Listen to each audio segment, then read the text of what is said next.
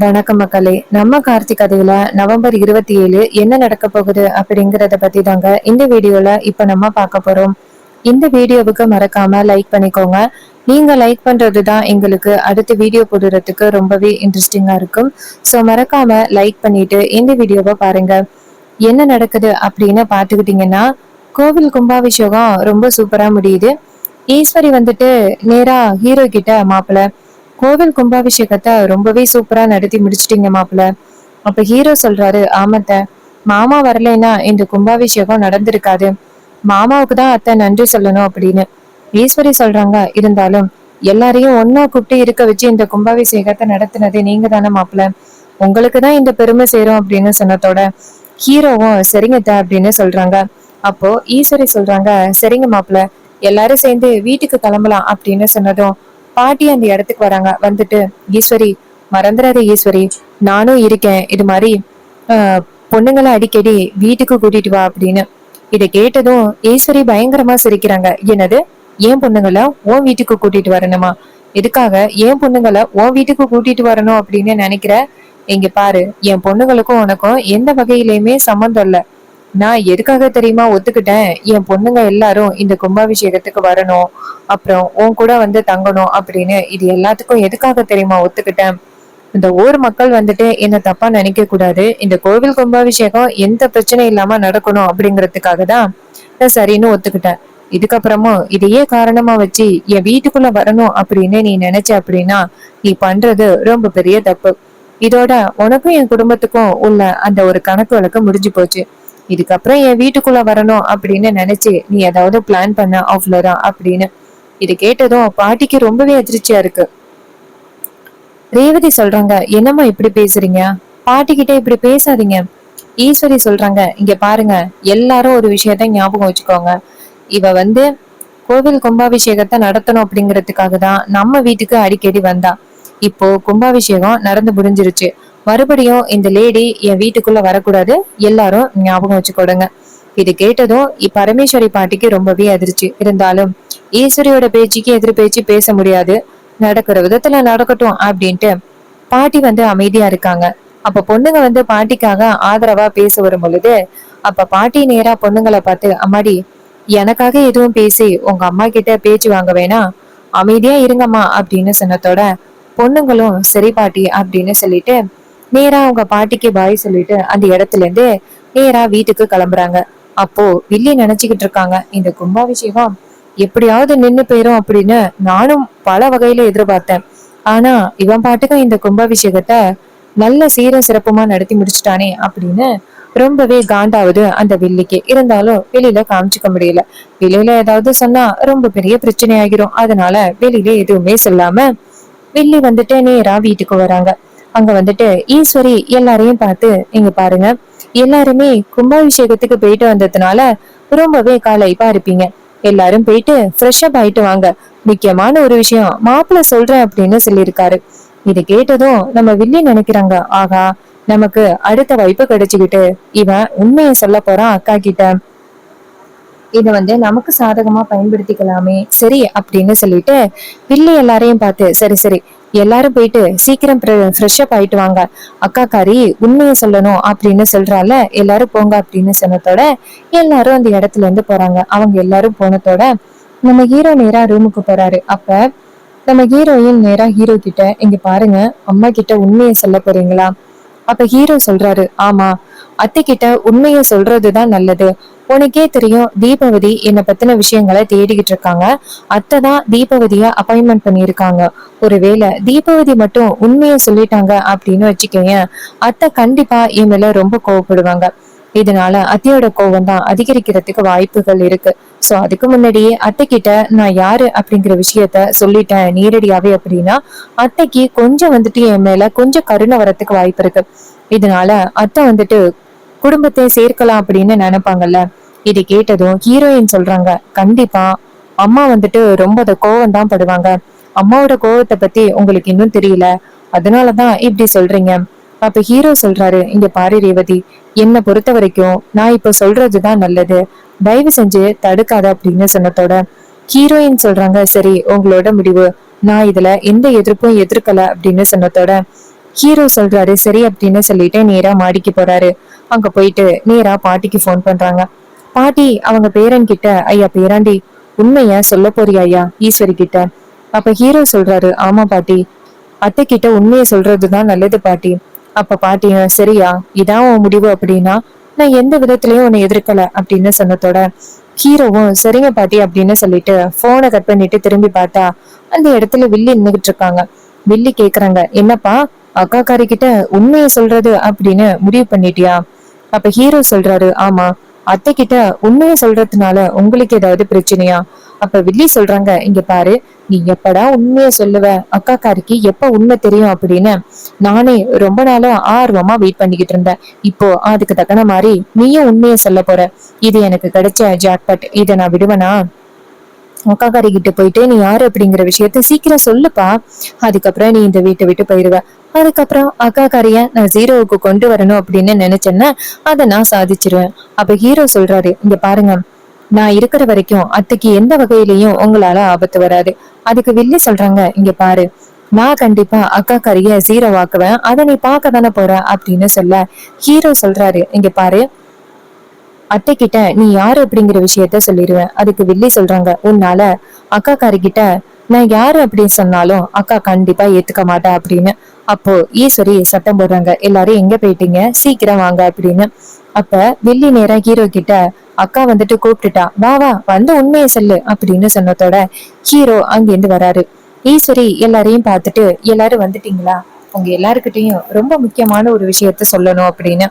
அதுக்கு ராஜா சொல்றாரு, ஈஸ்வரி என்ன முக்கியமான விஷயம் அப்படின்னு. அப்ப ஈஸ்வரி சொல்றாங்க, என்னங்க உங்களுக்கே தெரியும், கும்பாபிஷேகத்துக்கு போறதுக்கு முன்னாடி மாப்பிள்ளை என்கிட்ட ஒரு உண்மையை சொல்றேன் அப்படின்னு சொன்னாரு. கும்பாபிஷேகம் முடிஞ்சு வந்ததோட என்கிட்ட ஒரு உண்மையை சொல்றேன் அப்படின்னு சொன்னாரு. அதே மாதிரி கும்பாபிஷேகம் முடிஞ்சிருச்சு. சோ அவரு என்ன உண்மை சொல்ல போறாரு அப்படிங்கறதுதான் இப்ப நீங்க எல்லாரும் தெரிஞ்சுக்க போறீங்க. அப்ப ராஜா கேக்குறாரு, என்ன உண்மை ஈஸ்வரி, எதை பத்தின உண்மை? அப்ப ஈஸ்வரி சொல்றாங்க, இங்க பாருங்க, உண்மையான சேதுபதியோட பேரன் யாரு அப்படிங்கறத பத்தி மாப்பிள்ள என்கிட்ட சொல்றதா சொன்னாரு. இது கேட்டதும் ராஜா அதிர்ச்சி ஆகுறாரு. என்ன ஈஸ்வரி சொல்ற, மாப்பிள்ள உன்கிட்ட உண்மையை சொல்றேன் அப்படின்னு சொன்னாரா? அதுக்கு ஈஸ்வரி சொல்றாங்க, ஆமாங்க, மாப்பிள்ளை என்கிட்ட உண்மையை சொல்றேன் அப்படின்னு சொன்னாரு, அதனாலதான் நான் மாப்பிள்ளைய இப்ப கூப்பிட்டேன் அப்படின்னு. அப்ப ஹீரோ அந்த இடத்துக்கு வராரு. வந்ததும் ராஜா நேரா ஹீரோ கிட்ட, மாப்பிள்ள உண்மையான சேதுபதி பேரன் யாரு அப்படின்னு சொல்றேன்னு ஈஸ்வரி கிட்ட சொன்னீங்களா? அப்ப ஹீரோ சொல்றாரு, ஆமா மாமா. இதை கேட்டதும் அவரு ஷாக் ஆகி, இங்க பாருங்க மாப்பிள்ள, இப்போதைக்கு உங்களுக்கு தெரியுமா, உங்களுக்கு தெரியாது மாப்பிள்ள, ஈஸ்வரிய கோவிலுக்கு வர வைக்கணும் அப்படிங்கறதுக்காக தானே பொய் சொன்னீங்க. அதுக்கு ஹீரோ சொல்றாரு, இல்ல மாமா, நான் பொய்யெல்லாம் சொல்லல, உண்மையாவே சேதுபதியோட பேரன் யாரு அப்படிங்கறத பத்தி இன்னைக்கு நான் அத்தை கிட்ட சொல்ல போறேன். இதை கேட்டதும் ராஜா ரொம்ப அதிர்ச்சி ஆகுறாரு. மாப்பிள்ளை என்ன இவ்வளவு பிடிவாதமா இருக்காரு, உண்மையை சொல்லியே தீருவேன் அப்படின்னு, இதனால எவ்வளவு பெரிய பிரச்சனை வரப்போகுது அப்படின்னு மாப்பிள்ளைக்கு தெரியலையே அப்படின்னு அவரு ரொம்ப ஒரி பண்றாரு. அப்ப நம்ம ஹீரோ வந்துட்டே நேரா அவங்க அத்தைய பார்த்து, அத்தை, இத்தனை நாளும் சேதுபதி பேரன் யாரு அப்படிங்கறத தெரிஞ்சுக்கிறதுக்காக நீங்க பல வகையில ட்ரை பண்ணீங்க அப்படிங்கறது எனக்கு நல்லாவே தெரியும். அது தெரிஞ்சும் நான் இத்தனை நாளும் அமைதியா இருந்ததே என் மேல தப்பு நாட்ட. அதுக்கு உங்ககிட்ட ஃபர்ஸ்ட் மன்னிப்பு கேட்டுக்கிறேன். அப்ப வில்லி சொல்றாங்க, இங்க பாரு, மன்னிப்பு கேட்டதெல்லாம் போதும், இத்தனை நாளும் யாரு அந்த சேதுபதி பேரன் யாரு அப்படிங்கறத பத்தி அக்கா தேடிக்கிட்டு இருந்தால, இப்ப உண்மையை சொல்லு அப்படின்னு.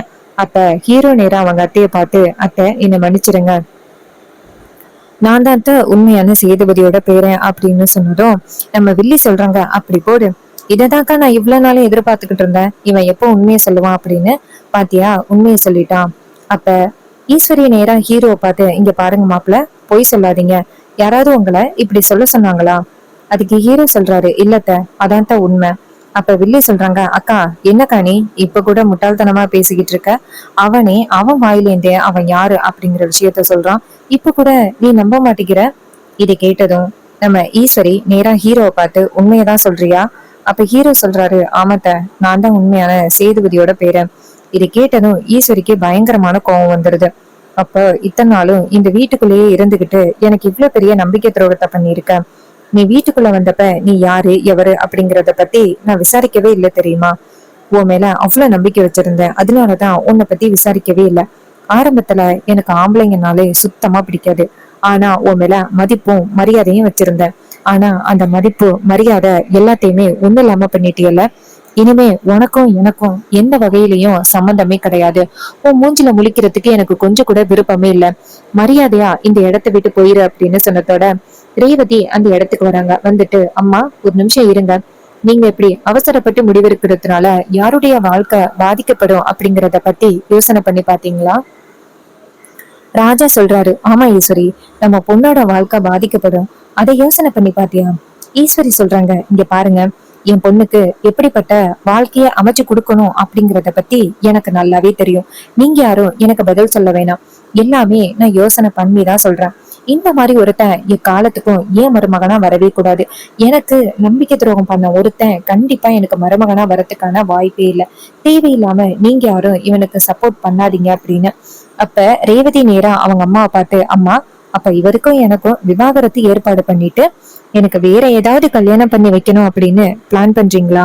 அதுக்கு ஈஸ்வரி சொல்றாங்க, ஆமா, உனக்கு நல்ல வரனா பார்த்து உனக்கு கல்யாணம் பண்ணி வைக்க வேண்டியது என் பொறுப்பு. எனக்கு என் பொண்ணுக்கு எப்படிப்பட்ட வரன் அமைச்சு கொடுக்கணும் அப்படிங்கிறது எனக்கு தெரியும்.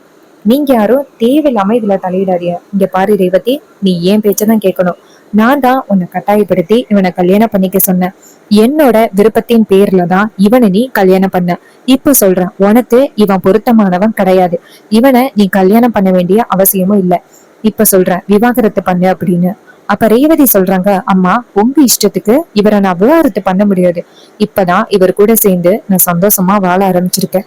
இப்ப போயிட்டு இவரை விட்டு என்னை பிரிய சொன்னா நான் பிரிய மாட்டேன். நீங்க சொல்றதுல ஒரு விதம் கூட நியாயமே இல்ல.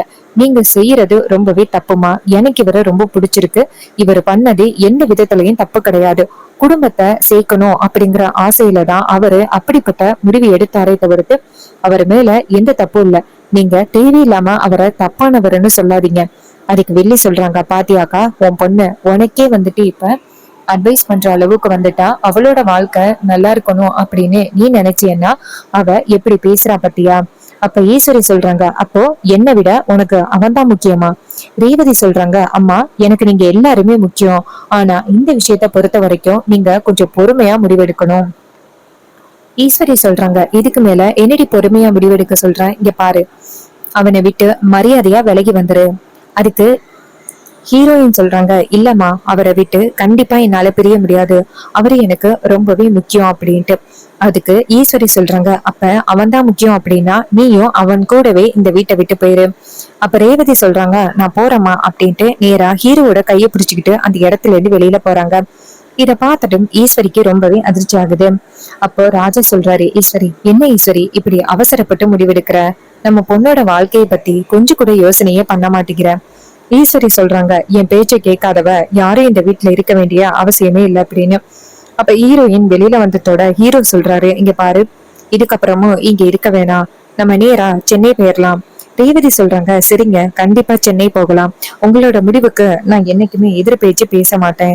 சரி வாங்க போகலாம் அப்படின்னு சொன்னதோட ஹீரோயினை கூட்டிக்கிட்டு நேரா சென்னை போறாங்க. அங்க வந்துட்டு நம்ம மீனாட்சி வந்து இவங்க 2 பேரும் வருவாங்க அப்படின்னு ரொம்ப ஆசையோட எதிர்பார்த்துக்கிட்டு இருக்க. 2 பேரும் அந்த இடத்துக்கு வராங்க. மீனாட்சி அவங்க 2 பேரும் ஜோடியா வரதை பார்த்துட்டு ரொம்ப சந்தோஷப்படுறாங்க. அப்ப மீனாட்சி நேர ரேவதிய பார்த்து, நீதான் என் கார்த்தி தம்பி கல்யாணம் பண்ண பொண்ணா? உன்னை நேரடியா பாக்கணும் அப்படின்னு நான் ரொம்ப ஆசைப்பட்டேன். இப்பதான் பாக்குறதுக்கான குடுப்பனை கிடைச்சிருக்கு. சரி நில்லுங்க, ஆரத்தி எடுக்கிறேன் அப்படின்னு 2 பேருக்குமே ஆரத்தி எடுத்து வீட்டுக்குள்ள வரவேற்கிறாங்க. இத பார்த்துட்டு நம்ம ரேவதி ரொம்பவே சந்தோஷப்படுறாங்க. இவங்க எல்லாரும் இந்த அளவுக்கு நம்ம மேல பாசமா இருக்காங்களே அப்படின்ட்டு ரேவதி ரொம்பவே சந்தோஷப்படுறாங்க. அப்ப ஹீரோ சொல்றாரு, இது மாதிரி அத்தை கிட்ட நான் உண்மையை சொல்லிட்டேன். இதனால அத்தை என்னையும் ரேவதியையும் வீட்டை விட்டு அனுப்பிட்டாங்க. அப்ப மீனாட்சி சொல்றாங்க, தம்பி, இவ்வளவு பெரிய வீடு இருக்கும் பொழுது நீங்க எங்க போக போறீங்க? இங்கேயே இருங்க அப்படின்னு சொன்னதோட ஹீரோவும் சரி அப்படின்னு சொல்றாரு. சோ இந்த கதை உங்களுக்கு பிடிச்சிருந்துச்சுன்னா இந்த வீடியோவுக்கு மறக்காம லைக் பண்ணிக்கோங்க. நம்ம சேனலை சப்ஸ்கிரைப் பண்ணிட்டு பக்கத்துல உள்ள பெல் ஐகானையும் கிளிக் பண்ணி ஆல்னு செட் பண்ணிக்கோங்க. அப்பதாங்க அடுத்த வீடியோ போடும் பொழுது உங்களுக்கு நோட்டிபிகேஷன் வரும். பார்க்கலாம். தேங்க்யூ ஃபார் வாட்சிங்.